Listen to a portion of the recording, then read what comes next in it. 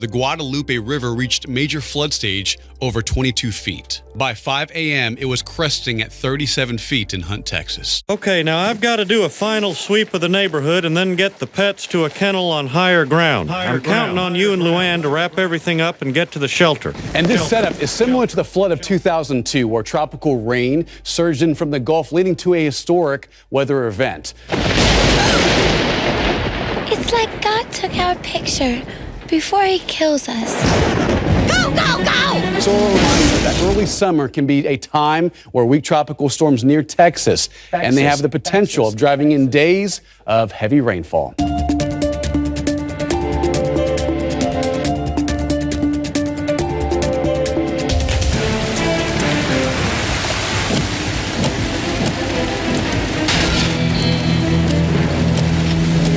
Dang it, I need to find higher ground.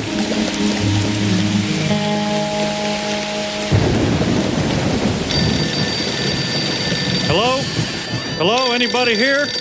Oh my God, the red phone. Dang it, Everett, were you off combing your mustache? I need a status report. Everett's not here. This is Hank Hill, Assistant Manager, Strickland Propane. Hank Hill, Assistant Manager, Strickland Propane.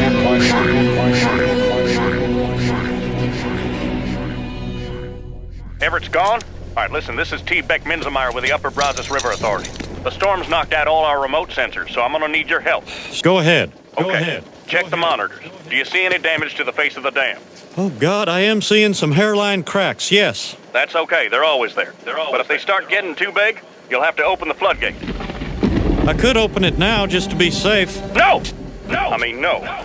The rain could still let up. Open that floodgate now and a dozen homes and businesses are gone. Not only are these dams submerging massive amounts of old world sites, incredible buildings that we will never see again, and we have proved this, but the dam itself is a tool, a multi-purpose tool, without a doubt in my opinion. The dams are wiping out hundreds, if not thousands, of old world locations. Oh, okay, I won't open the floodgate. Now don't get bullheaded about it. Keep the gate closed too long and the dam could break. All of South Arlen would be destroyed. Okay, so I'll open the floodgate, but only if... Look, I got a bass boat stuck in a turbine at the LBJ Dam. You're just gonna have to use your best judgment on this. Dams are a very strange thing, and it's very obvious at this point that they're not just for generating energy or to manage flooding. 1931 to 1936, right during the Great Depression, the Hoover Dam was created, forming Lake Mead and the largest reservoir in the entire United States, where it submerged multiple towns, brick and stone buildings, and old world structures. When the Hoover Dam was completed, it formed Lake Mead, again, the largest reservoir in the entire United States. This project submerged 248 square miles of land. This is equivalent to 158,720 acres. Gone. And all of it. Residents were told to sell their land to the federal government. Most buildings were abandoned or dismantled. Why dismantle a building if you're going to sink it anyway? These buildings were not built with wood, and they were not built with dirt. They were palaces, and they were from the old world. The updated forecast calls for continued heavy rain. Good Lord, are the cracks getting bigger? Bigger? The entire town was submerged for decades until something happened recently. With record low water levels in this fake lake that they just made. Remember, it's not a natural lake. Open the floodgate and a dozen homes and businesses are gone. Or the dam breaks and all of South Arlen will be destroyed. Oh, God, what do I do? Hoover Dam, and possibly other dams that we've seen, are much more than what we're told. We know technology is being given back to us strategically over time. We all know that there are things that they've found in the 1800s that we have never, and we will never see.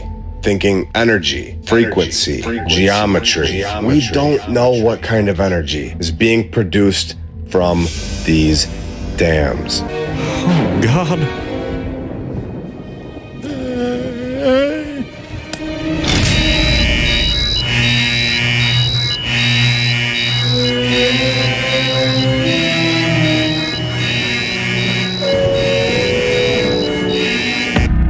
Visitors today can now walk through the town's ruins. Old roads are now visible. This was one of many buildings, looking mud flooded, of course, and burying a lot of the buildings. And I believe that this is proving that a lot of our map was hit with a lot of water.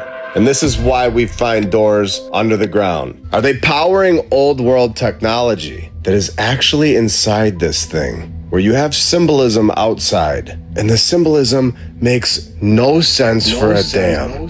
Dams aren't just powering towns. They're not saving anyone from floods. They're the thing that's actually flooding the place. They don't care that much about us. Trust me. Trust me. Trust me. I'm just glad I made it out of there. It was horrible. But at least I was able to save South Arlen. How'd you do that? Well, I opened the floodgate to relieve the pressure on the dam. Wait, you opened the floodgate? Now I'm sure you guys heard what happened in Texas, right? The river jumped 23 feet, kids gone, and Camp Mystic underwater. But let me show you why this ain't just Texas. Because once you line it up flood by flood, it's the same play, different stage. Eastern Kentucky 2022. Flash floods took out entire mountain towns. Multi-generational land. Wiped out. No warning, no escape. Mississippi Delta 2023. Historic black farmlands flooded out. Right after federal insurance updates raised the rates. Selma, Alabama 2024. Extreme rain hit historic districts. And then here comes the developers with rebuild offers. Houston, Texas 2020. It was the 5th flood in 10 years. The same zip codes hit every time. And guess what? It's low-income areas near bayous and never get an upgrade. East St. Louis 2021. The levee failed in fast. And the land right behind it, sitting on some of the oldest black-owned property lines in the state. Camden, New Jersey 2023. Rain hits hard. FEMA zoning flips. Next thing you know, luxury apartments on old church lots. Watsonville, California 2023. Latino farming communities devastated by floods. Land value dropped and agribusiness moved in fast. North Carolina 2022. Historic areas near the Cape Fear River was submerged and insurance dropped coverage right before the rains hit. From Detroit to Buffalo, New York to Florida and so many more. But do you see it now? It's never just about water. It's where it hits. Who owns the land and who shows up after. Different cities, same result. Legacy gone, the buyouts fast, and the rebuild don't look like the past. He's the Arlen Flooder! You heartless bastard! All right, people, easy. I'm sure Hank has a good explanation for destroying your homes and outlet mall. Well, I was authorized by T. Beck Minzemeyer to... You made that name up. No! The phone was ringing, the red phone. Oh, and who was on the other end? Commissioner Gordon? The dam had cracks. Every dam has cracks, stupid. Everett's been working at that dam for 20 years, and we never lost a single home on his watch. Everett? Wait a minute, you're the guy who abandoned his post. I had a difficult decision to make, but I weighed the choices and I acted. There are places that we're not allowed to go. Sealed off chambers and restricted zones underground. Deep tunnels that are not used for power or maintenance. Is there an old world technology at the site that requires a massive amount of power? What would the government need that much power for? Why are there buildings, places inside this dam that are restricted to even the workers? Why was there a weird ceremony at the dam? Why are there 2 winged figures sitting outside with Thuban written on the ground? Thuban, meaning snake or serpent. And we all know that serpent represents hidden knowledge. You don't know anything about this because... Hidden knowledge. It is a machine. And who owns it? The dam pumps out 4 billion kilowatt hours a year. Sure. It lights up 1.3 million homes. But 4 billion kilowatt hours a year is enough energy to run an entire country. That's 456 megawatts of raw power. This is enough power to run over 6 CERN colliders. They needed to build a dam to submerge miles and miles of structures that would expose their false narrative. It would expose that we had a reset. And something massive happened very recently. This isn't just one location. There are many, in so many countries, that submerged miles of old world sites into the water and destroyed them in the 1900s.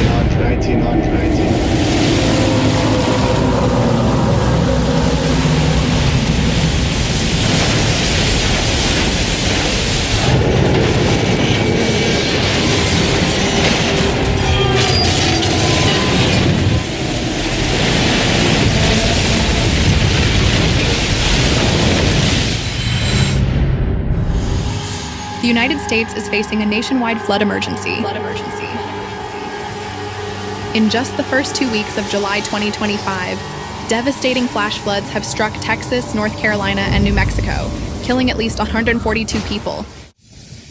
This is not an isolated storm. This is not an isolated storm. This is a series of deadly disasters hitting back to back. Many communities, especially rural and low-income areas, are not equipped to handle these events.